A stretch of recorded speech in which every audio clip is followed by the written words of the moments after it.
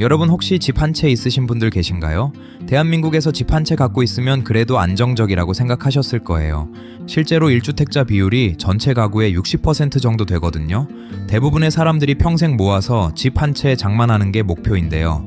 그런데 지금 정부에서 다주택자는 규제하겠다고 하면서 1주택자까지 세금 폭탄을 던지려고 하고 있어요. 더 충격적인 건 정부 고위공직자 절반이 다주택자인데 국민들한테만 집 팔라고 압박하고 있다는 거예요. 게다가 중국인들은 세금 규제에서 완전히 예외라고 합니다. 바로 비거주 1주택자 규제 강화와 외국인 특혜 정책입니다. 고위공직자 39% 이상이 다주택자인데 국민들한테만 자산 처분 요구하고 있거든요. 도대체 이게 뭐길래 이렇게 된 걸까요? 오늘 영상에서 바로 알아볼게요. 지금 대한민국 경제 상황부터 한번 볼게요. 관세가 25% 폭탄처럼 떨어지면서 환율이 1,400원을 돌파했어요. 물가는 계속 오르고 있고요. 2030 세대 실업자가 146만 명에 육박한다고 하거든요. 근데 정부는 이런 얘기는 쏙 빼놓고 계속 부동산 얘기만 하고 있어요. 부동산 다주택자 양도세 부과하겠다, 보유세 올리겠다 이러면서 다주택자들을 엄청 때리더니 이제는 1주택자까지 손대기 시작했어요. 솔직히 저도 이 뉴스 보고 진짜 한숨 나왔거든요. 집 한 채 간신히 장만한 사람들까지 왜 건드리는 건지 이해가 안 가더라고요. 비거주 1주택자가 뭐냐면요. 본인이 산 집을 월세나 전세 주고 다른 곳에 사는 사람들이에요. 직장 때문에 다른 도시로 발령 나서 가 있거나 부모님 집에 살면서 본인 집은 세준 사람들이죠. 이런 사람들한테도 세금 폭탄을 던지겠다는 거예요. 쉽게 말하면 서울 살 생각 없으면 서울 집 사지 마라. 이렇게 압박하는 거거든요. 서울에 집 있는데 창원으로 발령 나면 집 팔고 가야 되는 거냐고요? 해외 발령 나면 집 팔고 외국 떠나야 하는 거냐는 거죠. 이게 말이 되나요? 이재명 대통령이 10년 전 야당 대표 시절 기자회견에서 뭐라고 했냐면요. 자기가 살지도 않으면서 투자용으로 가지고 있다고 왜 세금 깎아주냐고 했어요. 세금으로 부동산 안 잡겠다더니 손바닥 뒤집듯이 또 바꾸고 있는 거예요. 여러분들도 답답하실 거예요. 근데 여기서 핵심이 뭐냐면요. 보유세 강화하면 월세 급등한다는 거예요. 보유세가 뭐냐면 집 갖고 있는 사람이 매년 내는 세금이거든요. 이건 이미 과거에 다 학습돼 있어요. 노무현 전 대통령 정부 시기에 종부세, 종합부동산세라고 집값 비싼 사람들한테 내는 세금을 건드렸더니 서울 강남 같은 지역에서 월세가 급등했거든요. 문재인 전 대통령 정부 때는 더 심했어요.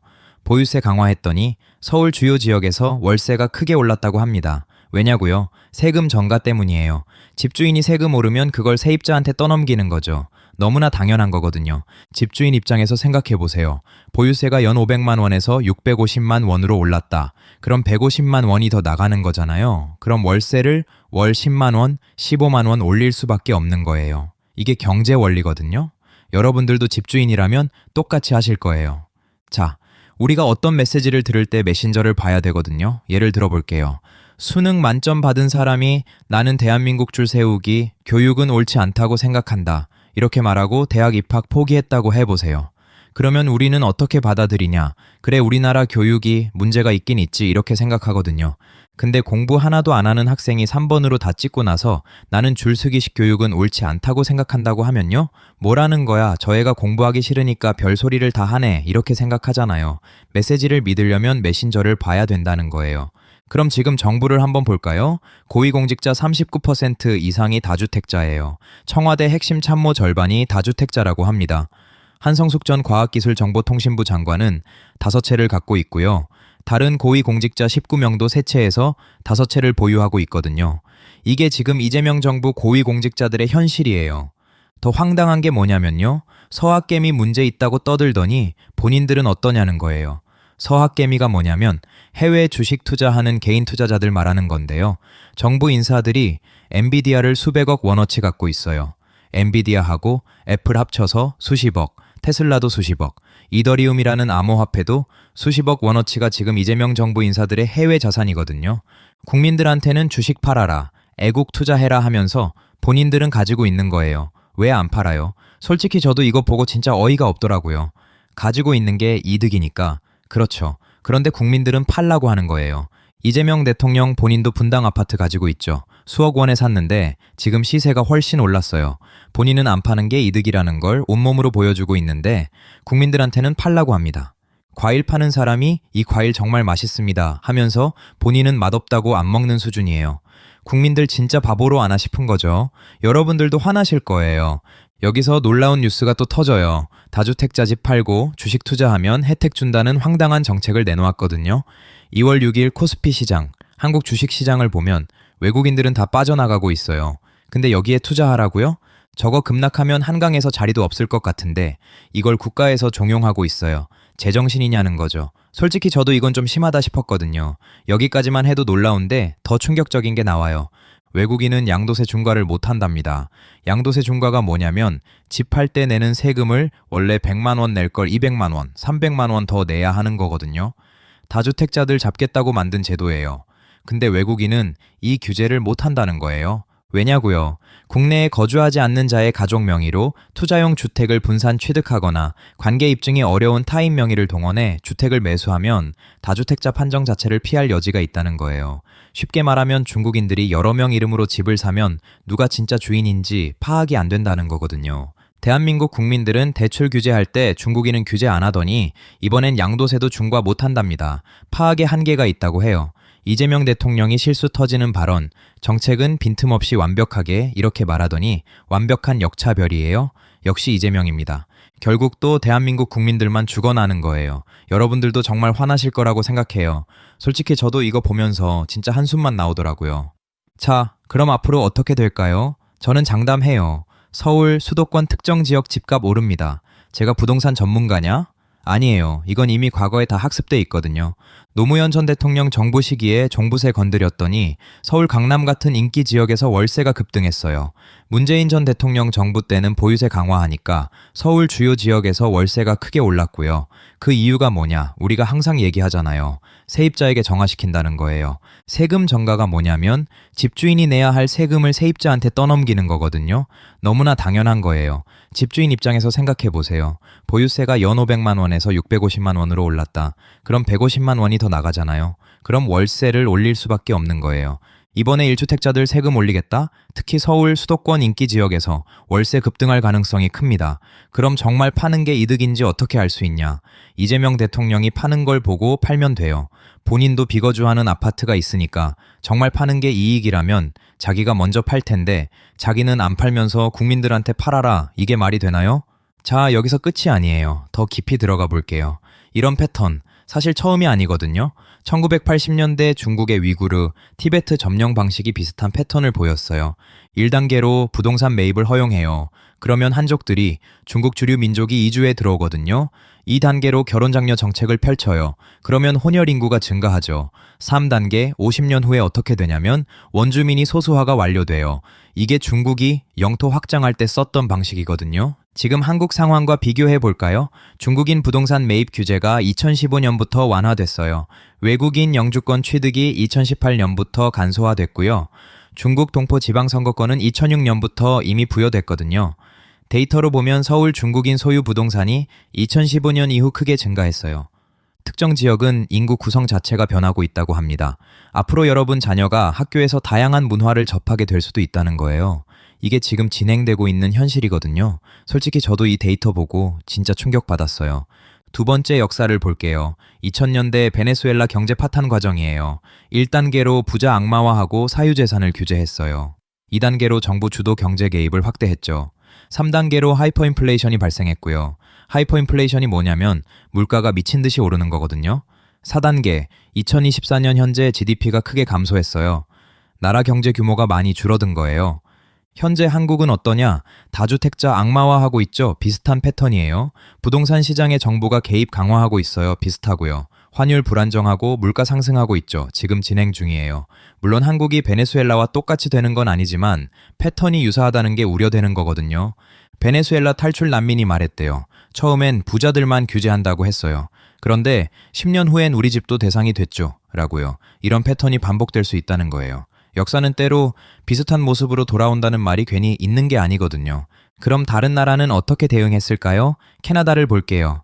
2023년에 중국인 부동산 투기로 밴쿠버 집값이 폭등했어요. 캐나다 정부가 뭘 했냐? 외국인 부동산 취득을 2년 금지했어요. 기존 소유자한테는 보유세를 크게 인상했고요. 위반하면 강제 매각하고 벌금까지 물렸거든요. 결과가 어땠냐면 1년 만에 집값이 안정됐어요. 자국민 주거 만족도는 상승했고요.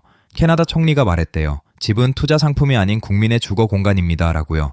이게 정상적인 정보거든요. 호주를 볼게요. 2017년에 시드니 외국인 부동산 비율이 높아졌어요. 호주 정부는 외국인이 집 살 때 인지세를 8% 추가로 부과했어요. 인지세가 뭐냐면 집 살 때 내는 세금의 한 종류거든요. 빈집 보유하면 과태료를 크게 물렸고요. 임대도 안 하고 방치하면 강제 매각했어요. 결과는 외국인 신규 매입이 크게 감소했어요. 주택 공급이 늘어나면서 자국민들이 집을 구하기 쉬워진 거죠. 이게 정상적인 국가가 하는 거거든요.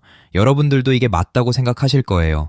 독일은 더 강력해요. 주거는 인권, 투기는 범죄라는 원칙이 있거든요. 외국인이 부동산 매입할 때 정부 승인을 필수로 받아야 해요. 투기 목적으로 매각하면 이익을 대부분 환수해요. 벌어들인 돈을 거의 다 가져간다는 거예요. 장기 공공임대 비율을 높게 유지하고 있고요. 독일 국민들 반응이 뭐냐면 집값 안정이 국가 경쟁력이라고 해요. 집값이 안정되면 국민들이 안심하고 살 수 있잖아요. 출산율도 올라가고 경제도 좋아지는 거거든요. 이게 선진국의 기준이에요. 그럼 대한민국은 어떠냐? 문제는 외국인 부동산 비율이 증가하고 있고 자국민 월세 부담은 높아지고 있어요. 그럼 대응을 어떻게 했냐? 외국인 규제를 완화했어요. 양도세 중과를 면제했고요. 대출 규제도 예외를 뒀거든요. 전 세계 선진국이 자국민 보호하는데 왜 우리만 다른 방향으로 가고 있냐는 거예요. 솔직히 저도 이해가 안 가요. 우연일까요? 여러분들은 어떻게 생각하세요? 진짜 답답한 현실이거든요. 선진국 기준은 자국민 보호가 외국 자본 유치보다 우선이에요. 대한민국 현실은 외국 자본 유치가 자국민 주거권보다 우선인 것처럼 보이거든요. 여러분들은 이걸 보고도 정책 실수라고 생각하시나요? 저는 뭔가 다른 의도가 있는 건 아닐까 궁금해요. 자, 그럼 우리는 어떻게 해야 할까요? 솔직히 말씀드리면 저도 정답은 몰라요. 다만 현실적인 선택지는 있거든요. 서울 사시는 분들은 집 확보가 중요해요. 서울, 특히 강남이나 주요 지역은 계속 수요가 있을 거거든요. 빚내서라도 한 채는 고려해 보세요. 월세는 매달 나가는 돈이 쌓이면 나중에 큰 금액이 되는 거예요. 지방 사시는 분들은 부동산이 함정일 수 있어요. 왜냐면 지방은 인구가 계속 줄어들고 있거든요. 인구 감소하면 집값도 같이 내려갈 가능성이 큽니다. 그러니까 지방에 계신 분들은 주식이나 해외 자산에 투자하는 게 나을 수도 있어요. 해외 자산이 뭐냐면 달러나 외국 주식 같은 거거든요. 아니면 이민 준비도 나쁘지 않아요. 솔직히 이게 현실이에요. 슬프지만 이게 우리가 선택할 수 있는 현실적인 방법이에요. 정부 바뀌길 기다리다가는 여러분만 손해예요. 솔직히 저도 이런 말 하기 싫은데 이게 현실이거든요. 여러분들도 답답하실 거라고 생각해요. 오늘 영상 요약할게요. 다주택자, 서학개미, 비거주, 1주택자, 국민들한테만 팔라고 압박하는 정부예요. 하지만 중국인은 규제에서 제외되고 있거든요. 이게 이재명 대통령이 말한 진짜 대한민국이냐는 거죠. 결국 이게 누구 피해냐면요. 우리 서민들이에요. 집 한 채 간신히 장만한 사람들, 월세 살면서 힘들게 저축하는 사람들, 다 우리예요. 고위공직자들은 여러 채 갖고 있으면서 우리한테만 팔라고 하고 중국인들은 마음대로 사게 놔두는 게 지금 우리 현실이거든요. 이게 지금 대한민국의 모습이에요. 역사를 보면 이런 패턴은 때로 좋지 않은 결과로 이어졌어요. 다른 나라들은 자국민을 보호하기 위해 강력하게 규제하는데 우리만 다른 방향으로 가고 있거든요. 여러분들은 이게 우연이라고 생각하시나요? 솔직히 저도 이 영상 만들면서 한숨만 나왔어요. 이게 정말 우리가 사는 나라 맞나 싶더라고요. 여러분들도 똑같은 생각하실 거라고 생각해요. 우리가 낸 세금으로 월급 받는 사람들이 우리를 이렇게 대하는 게 맞냐는 거죠. 앞으로 어떻게 될지는 아무도 몰라요. 하지만 과거 데이터를 보면 보유세 올리면 서울, 수도권 특정 지역 월세 오르고 집값 오르는 경향이 있어요. 그럼 피해는 누가 보냐? 월세 사는 사람들, 집 없는 사람들이 보는 거거든요. 정부는 다주택자 잡는다고 하지만 실제로는 서민들만 더 힘들어질 수 있는 거예요.